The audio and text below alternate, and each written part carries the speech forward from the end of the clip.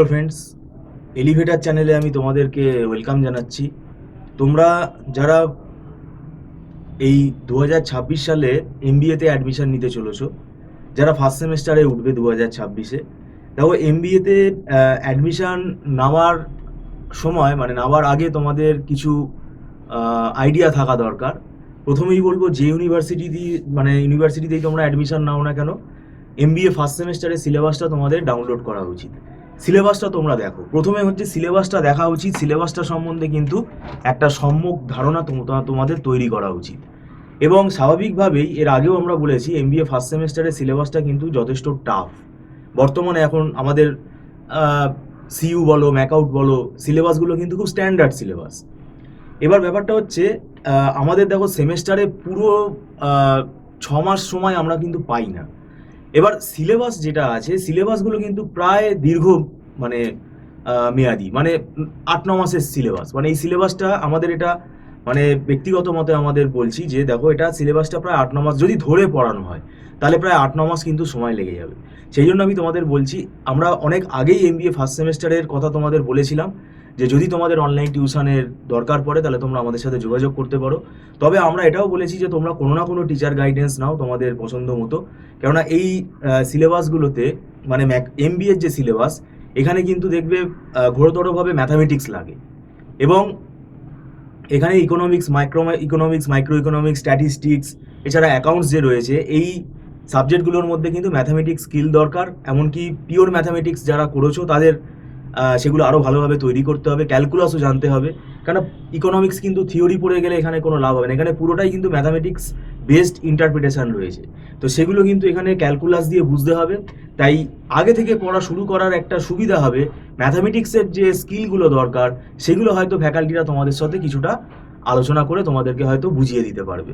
আর বিশেষ করে যারা আর্টস বা কমার্স ব্যাকগ্রাউন্ড থেকে আসছো, যেহেতু ম্যাথামেটিক্স তোমরা করছো না হায়ার সেকেন্ডারিতে, তোমরা এই সাবজেক্টগুলো বুঝতে গেলে দেখবে কিন্তু একটু অসুবিধা হবে। ইকোনমিক্স যেটা থিওরিটার সঙ্গে তুলনা করলে হবে না। এমবিএ লেভেলের যে সিলেবাস, এখানে কিন্তু ইকোনমিক্সে বা স্ট্যাটিস্টিক্সের মধ্যে কিন্তু হায়ার ম্যাথামেটিক্স এক্সপ্লেনেশনগুলো যেগুলো আছে, সেগুলো বুঝতে গেলে কিন্তু ক্যালকুলাস জানতে হবে, অ্যালজেব্রাগুলো জানতে হবে, আমাদের ক্লাসিক্যাল অ্যালজেব্রা। তো ম্যাথামেটিক্সের যে পিওর ম্যাথসের যে সিলেবাস, সেগুলো কিন্তু তোমাদের এখানেও কাজে লাগবে। আর আমরা এখানে দেখো ধরে পড়াই, তাই পরীক্ষার 1-2 মাস আগে কিন্তু আমরা অ্যাডমিশন নেই না, কেননা ওই সময় অ্যাডমিশন নিয়ে কোনো লাভ হবে না। তাই এটা আমরা সত্যিই বলে দিই যে অ্যাডমিশন নেওয়া যাবে না। এখন দেখো, এই যে সিলেবাসটার লেন্থ আমি বললাম, এটা এখন থেকে যদি শুরু করো তাহলে কিছুটা হলেও কিন্তু তোমরা সেফ জোনে থাকবে। আর দীর্ঘদিন ধরে আমরা এমবিএ পড়িয়ে আসছি, তো এখানে আমাদের একটা ওয়েল ফরম্যাট হয়ে গেছে। এবং আমাদের এখানে প্রিপেয়ার করা নোটস যেগুলো আছে, সেগুলো আমাদের তৈরি করা, আমাদের নিজেদেরই হাতে তৈরি করা লেখা। এই নোটসগুলো খুব রিলেভেন্ট, এগুলো স্টুডেন্টের টপিকগুলো বুঝতে খুব সুবিধা হবে। এগুলো আমাদের স্টুডেন্টদেরকেই আমরা প্রোভাইড করি এটা।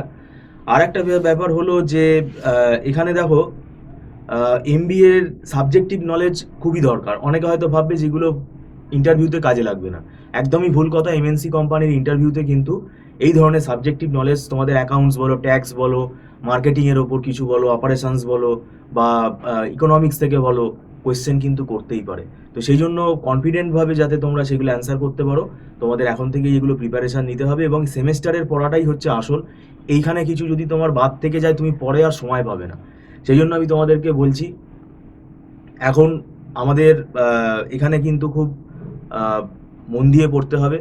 কেননা এখানে আরেকটা জিনিস মনে রাখবে, যে এটা তোমাদের হয়তো শুনতে খারাপ লাগতে পারে, এখানে আমাদের ইনস্টিটিউটে কোনো কিন্তু ওইভাবে সাজেশন আমাদের প্রোভাইড করা হয় না, বা কোনো 10 ইয়ার্স ফলো করেও কিন্তু পড়ানো হয় না, কারণ সেটা মিলবে না।